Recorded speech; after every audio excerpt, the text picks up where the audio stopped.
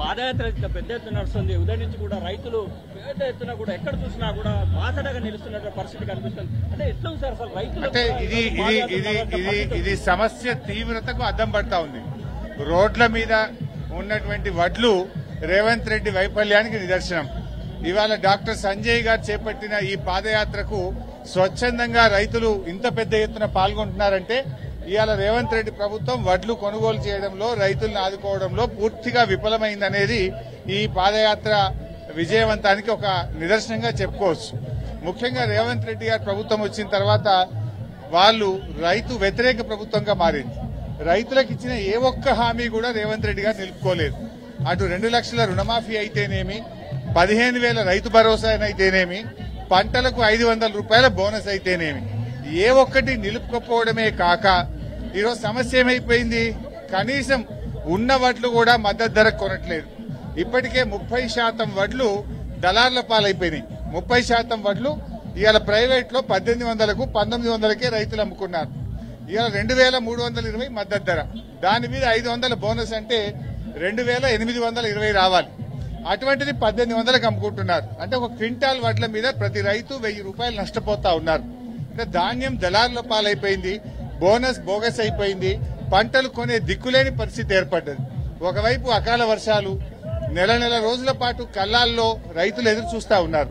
అంటే నెల రోజుల పాటు కల్లాల్లో వడ్లు పోసి పంట కొనకపోవడం వల్ల చాలా సమస్యను ఎదుర్కొంటున్నారు. ఎందుకు?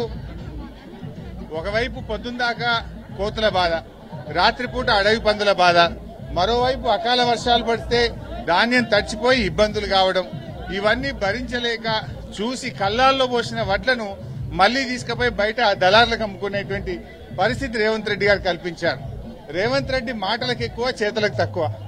ఆయన హైదరాబాద్ లో రివ్యూలు పెడుతున్నారు తప్ప ఏ ఒక్క కల్లానికి వెళ్లి మంత్రులు గాని ముఖ్యమంత్రి గాని చూసిన పాపాన పోలే.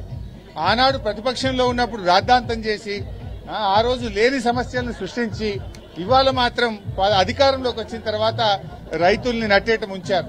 ఇవాళ రైతులు ఏమంటున్నారు? రేవంత్ అన్న లోడెత్తు అంటున్నారు. వడ్ల లోడెత్తండి రేవంత్ అన్న అంటే ఈ రేవంత్ రెడ్డి గారు మాత్రం మహారాష్ట్రకు లోడెత్తుతుండు.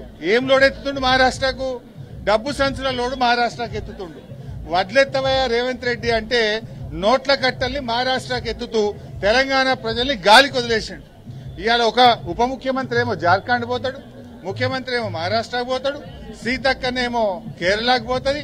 అంటే మొత్తం రాష్ట్రంలో ఉన్న మంత్రులు అటు విదేశీ యాత్రలు, ఇటు ఎన్నికల యాత్రలు, గాలి మోటార్లలో తిరుగుతున్నారు, తిరుగుతున్నారు. ప్రజల్ని వదిలేసిండ్రు, ప్రజల్ని గాలికి వదిలేసిండ్రు, రైతులను రోడ్ల మీద వదిలేసిండ్రు. కానీ గాలి మోటార్లెక్కి ఇవాళ ఈ రేవంత్ రెడ్డి ప్రభుత్వం తిరుగుతా ఉంది. ఇప్పుడున్న పరిస్థితుల్లో రైతులకు ఎలాంటి భరోసా ఇస్తారు? చాలా కష్టాలు ఉన్నారు. ఇవాళ మా డాక్టర్ సంజయ్ గారు చేపట్టిన పాదయాత్ర ప్రభుత్వం మీద ఒత్తిడి పెంచడం. ఇప్పటికైనా ఈ ప్రభుత్వం కళ్లు తెరవాలని, ఈ ప్రభుత్వం తక్షణమే బోనస్ ఇచ్చి మార్కెట్లో ఉన్న వడ్లను కొనుగోలు చేయాలని, పత్తి రైతుకు 7,521 రూపాయల మద్దతు ధర ఇవ్వాలని, పత్తి కొనకపోవడం వల్ల రైతులు బాగా నష్టపోతున్నారు. అటు పత్తి రైతులకు, ఇటు మక్క రైతులకు, ఇటు వరి పండించిన రైతులకు మరి బోనస్ ఇచ్చి పంట కొనాలన్నది ప్రభుత్వం మీద ఒత్తిడి తెచ్చే లక్ష్యంతో ఈ పాదయాత్ర జరుగుతా ఉంది. అంతేకాకుండా యాసంగి పంటకు ఇచ్చిన మాట ప్రకారంగా ఈ సంవత్సరానికి 15,000 రూపాయలు రైతు భరోసా డబ్బులు ప్రతి ఎకరానికి విడుదల చేయాలని కూడా డిమాండ్ చేస్తా ఉన్నాం. ఆనాడు కేసీఆర్ గారు ఉన్నప్పుడు కరోనా లాంటి కష్టకాలంలో కూడా పంటకు కేసీఆర్ రైతు బంధు డబ్బులు ఇచ్చాడు. 72,815 కోట్లు 11 విడతల్లో రైతు బంధు కింద కేసీఆర్ గారు ఇచ్చారు. మరి రేవంత్ రెడ్డి ప్రభుత్వం ఎందుకు రైతు బంధు బంద్ చేసింది? ఆనాడు మాటలు కోటలు దాటినాయి. ఇప్పుడు ఏమైందయ్యా అంటే అయితే ఒట్లు లేకపోతే తిట్లు. దేవుని మీద ఒట్లు పెట్టి రుణమాఫీ విషయంలో మాట తప్పినాడు. ఏమైంది రుణమాఫీ, ఏమైంది రైతు బంధు అంటే తిట్ల దండకం అందుకుంటున్నాడు. అంటే రేవంత్ రెడ్డి చేసేదల్లా ఈ ఏడాది పాలనలో అయితే దేవుడి మీద ఒట్లు, లేదంటే ప్రశ్నించిన వారి మీద తిట్లు.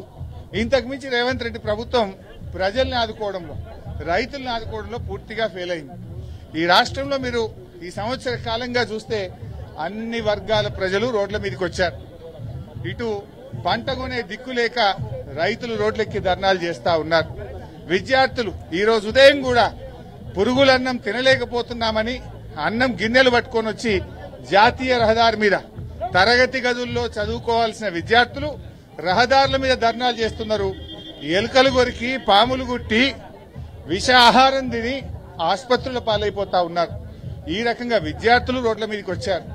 నిరుద్యోగులు ఎస్సీ ఎస్టీ బీసీలకు అన్యాయం జరుగుతుంది, జీవో 29 రద్దు చేయండి, కేసీఆర్ గారు ఇచ్చిన జీవో 55 మాకు కావాలని ఇవాళ నిరుద్యోగులు అశోక్ నగర్ లో ధర్నాలు చేస్తే రోడ్డెక్కితే ఆ నిరుద్యోగుల మీద లాఠీ చార్జ్ చేసి వాళ్ళ కాళ్ళు చేతులు ఇరుగొడుతున్న పరిస్థితి. ఉద్యోగులు నువ్వు ఇస్తానన్న డిఎల్ ఇవ్వమని, నువ్వు ఇస్తానన్న పీఆర్సీ ఇవ్వమని, పెండింగ్ బకాయిలు విడుదల చేయమని, రిటైర్డ్ ఉద్యోగులకు రావాల్సిన డబ్బులు ఇవ్వాలని, ఓల్డ్ పెన్షన్ స్కీమ్ తేవాలని ఉద్యోగులు కూడా ఈ రోజు రోడ్డు మీదకి ఎక్కుతున్నటువంటి పరిస్థితి ఉన్నది. అంటే ఈ వర్గం ఆ వర్గం అనకుండా అన్ని వర్గాల ప్రజల్ని కూడా ఈ రోజు రేవంత్ రెడ్డి ప్రభుత్వం మోసం చేసింది. ముఖ్యంగా వృద్ధులు, వితంతువులు, బీడీ కార్మికులు, నేత గీత కార్మికులు 4,000 పెన్షన్ ఇస్తానన్నాడు. కానీ ఇచ్చే 2,000 కూడా ఇవ్వడం లేదు. 11 నెలల పెన్షన్ ఇవ్వాల్సిన చోట 9 పెన్షన్లే ఇచ్చారు. అందులో 2,000 రూపాయలు 2 నెలలకు ఎగ్గొట్టిండు రేవంత్ రెడ్డి గారు. 4,000 మాట దేవుడెరుగు. కేసీఆర్ గారు ఇచ్చిన 2,000 కూడా 2 నెలలు ఎగరగొట్టి వృద్ధులకు వితంతువులకు కూడా అన్యాయం చేశాడు. ఇవాళ వికలాంగులు కూడా రోడ్డెక్కి 6,000 పెన్షన్ ఎప్పుడు అని రేవంత్ రెడ్డిని ప్రశ్నిస్తా ఉన్నారు. అంటే ఈ రకంగా అన్ని వర్గాల ప్రజల్ని మోసం చేశారు. ముఖ్యంగా ఈ పాదయాత్ర రైతుల కోసం, రైతులను ఉద్దేశించి ఈ ప్రభుత్వం తక్షణమే 2 లక్షల రుణమాఫీ చేయాలని, రైతు భరోసా 15,000 రూపాయల డబ్బులు విడుదల చేయాలని, అన్ని పంటలకు బోనస్ ఇవ్వాలని, పత్తి వరి పంటలను మద్దతు ధరకు వెనువెంటనే యుద్ధ ప్రాతిపదికన కొనుగోలు చేయాలని, మంత్రులు ముఖ్యమంత్రి పక్క రాష్ట్రాల పర్యటనలు విదేశీ పర్యటనలు మాని కల్లాల్లోకి రావాలని, రైతుల కష్టాలు చూసి దానికి పరిష్కారం చూపాలని బీఆర్ఎస్ డిమాండ్ చేస్తుంది. మొత్తం మీద హరీష్ రావు గారు చెప్తున్నటువంటి ప్రశ్న చూడొచ్చు.